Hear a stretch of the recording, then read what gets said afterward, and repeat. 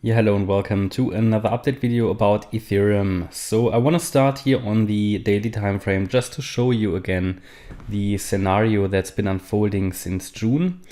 Just to repeat again, the Ethereum chart is a more bullish structure than Bitcoin.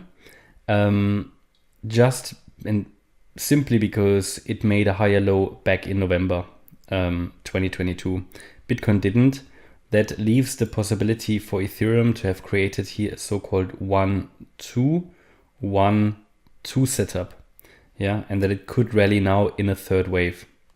That would be a very bullish setup. Yeah, 1-2-1-2. And the third wave would be the third wave of a third wave, which could take us to 2,300. So $2,000, $3,000. Yeah, and beyond possibly. Now, what we cannot rule out, and that's something I want to highlight very clearly, while in the short term, the idea of a 1-2 setup here and a so-called A-B setup isn't different, it will be different on the way up later. So just because we might be short-term bullish, and in fact, it is my primary forecast at the moment, as long as we're holding, I think it's the 1460 level. As long as we're holding that level, I would expect to go to that $2,000, $3,000 range. But that doesn't mean necessarily that the bull market has started. In fact, I'm actually still very skeptical about it. I can't believe it. But then again, if the chart shows the possibility, we can trade it. But what I want to highlight is this could also be a WXY pattern. So of the June lows, this structure is not a crystal clear impulse. It leaves a lot to be desired. It's not a crystal clear structure in terms of proportions. So it could be a wave W. It's a corrective wave, then an X wave to the downside. And we could now be working on a Y wave. And that Y wave could simply be an A, B, C. Yeah, and I had a few questions about, this move off the November lows to the high, wasn't that too long for such a short correction? Because let's be honest, it moved up, yeah, from November, all the way here to the peak in February, a few months, right? And then we had that correction that only lasted basically 2 to 3 weeks. Well, let me tell you, yes, it was short, and I cannot rule out that we go back into the green support area. One of the scenarios allows that. But I don't see it as a real problem, because even if it's in a 1-2 setup, yes, the wave 2 should ideally be longer, but there is no clear rule for that. And if it is an A-B setup, the B waves are among the most, allow for most variations of all waves in crypto. So I wouldn't rule out that this was just a short B wave. Yeah. In terms of trading it on the long side, it doesn't make a difference if I'm really trading a 1-2 setup or an A-B setup. The next wave up should be an impulse. So that's what I primarily follow at the moment, yeah? So if we zoom in now and let's go to the 1 hour chart, just to show you here the movement of the weekend lows. So at the moment, I'm counting that as a wave 2. And that is my view as long as we're holding 1460. Below 1460, I will look at other options. Yeah, an option could be that we come back into the support area a little bit deeper, that this wave 2 was never finished on the 10th of March, but that we will finish it later. Yeah, so, or something more bearish. But let me tell you very clearly, because I think some people get confused with the different scenarios. Now, unfortunately, I can't give you less scenarios because you need to know about the possibilities. If I leave one out and it plays out in the end, then you'll say, oh, why didn't you tell us? And yeah, markets are complex. So, but either way, at the moment, the move to the upside was a crystal clear impulse. Yeah. So I'm looking at the option that this was a wave 1 and we're coming down in the wave 2 now here in the support area as a primary.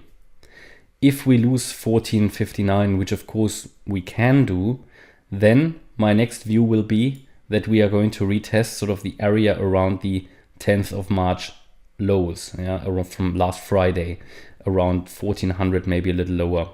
This would be a scenario in which we come down in the C wave and finish then the wave 2. So at the moment, the idea is we finished the wave 2 already, but if we come down below 1459, it could be that this was just an A wave, overshooting B wave, and we come down and see a bit later. Yeah, so that could be that's the fallback option. So let's go in very short term. We have waited or have been waiting for 5 waves to complete. Those 5 waves have completed, and I think we're now coming down in an ABC correction in a wave 2. Standard fib support is between 1575 and 1459. That's what I mean. If we drop below 1459, something short-term more bearish is going on. Okay. At the moment, we're coming down nicely in the wave 2, in an A wave, in my opinion. An A wave can be an impulse, and that's how it looks to me. Looks quite impulsive. A wave could be finished. Why could it be finished? Well, typically you tend to see these to come back to the previous wave 4 low, for example. And they also tend to come back to the 38.2 Fibonacci retracement level. I think we haven't quite reached it. That's at 1623. So it could still come down a little bit lower, but because we've seen quite a vast reaction here, I think it could very well be that we've hit the A wave. We might now be doing a B wave, maybe tomorrow, maybe until Friday, and then we could get a C wave to the downside. That's sort of how I primarily would look at this. B waves are very shallow typically, especially if the A wave is an impulse.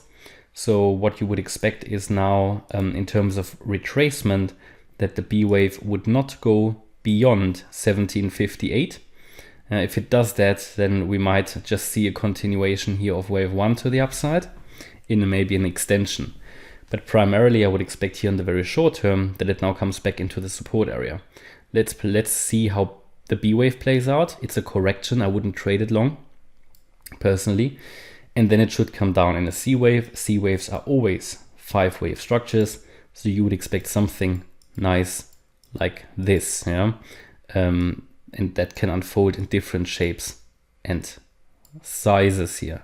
Because it could be an impulse, the C wave, or it could be a diagonal, which will be a bit overlapping. But that's sort of how we would expect it.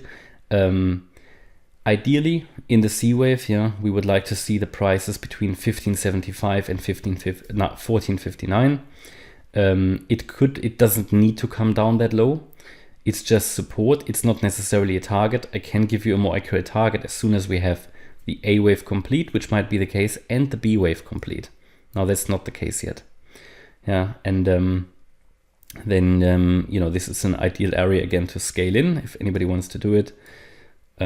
It's always like, the higher you are in the box, the more probability there is for a turnaround, you could say, but also the more risk it is in terms of reward to risk, because you're far away from your stop loss. But that's just a paradox we have to deal with. And then we could get a third wave to the upside. So I think that's sort of what's going to unfold for the remainder of the week. And then I will keep you updated.